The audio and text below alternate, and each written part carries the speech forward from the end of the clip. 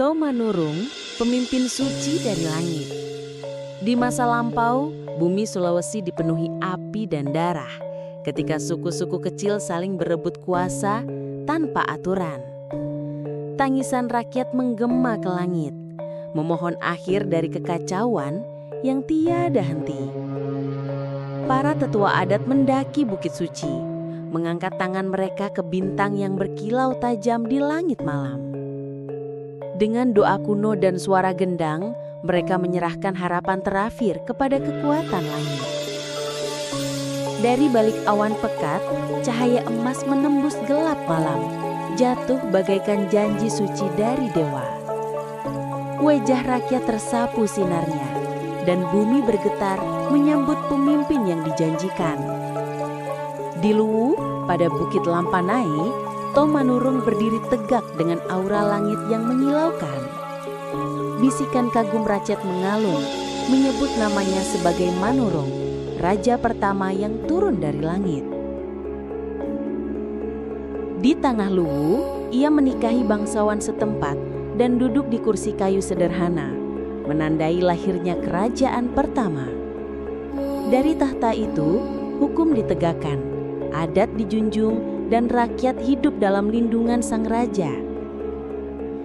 Luwu berkembang menjadi pusat perdagangan, pelabuhan dipenuhi kapal, dan pasar ramai oleh sutra serta rempah harum.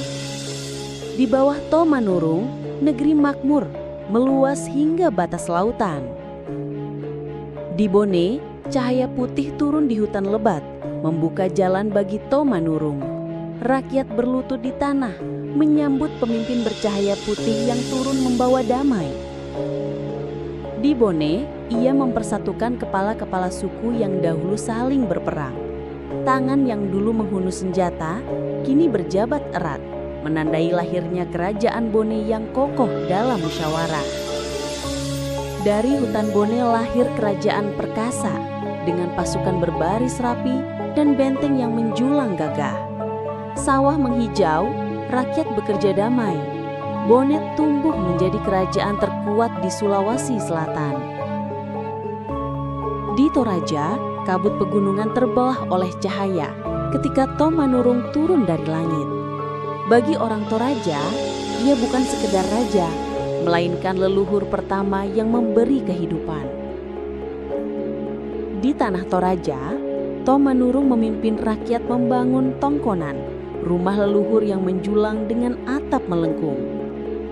Dari kayu dan bambu, lahir rumah suci yang menjadi pusat adat dan kebersamaan. Dalam tongkonan yang megah, bangsawan duduk dengan pakaian adat penuh wibawa, sementara rakyat memberi hormat. Dari keyakinan itu, lahirlah tatanan sosial Toraja, di mana para bangsawan diyakini keturunan Tomanurung. Dari bibir seorang kakek, kisah Tomanurung mengalir kepada cucu-cucunya di beranda rumah kayu.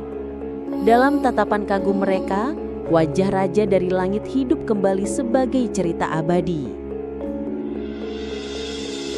Dari lautan berkilau hingga gunung menjulang, Sulawesi berdiri megah sebagai tanah warisan Tomanurung. Namanya abadi, simbol persatuan, hukum dan kehidupan baru bagi bangsanya.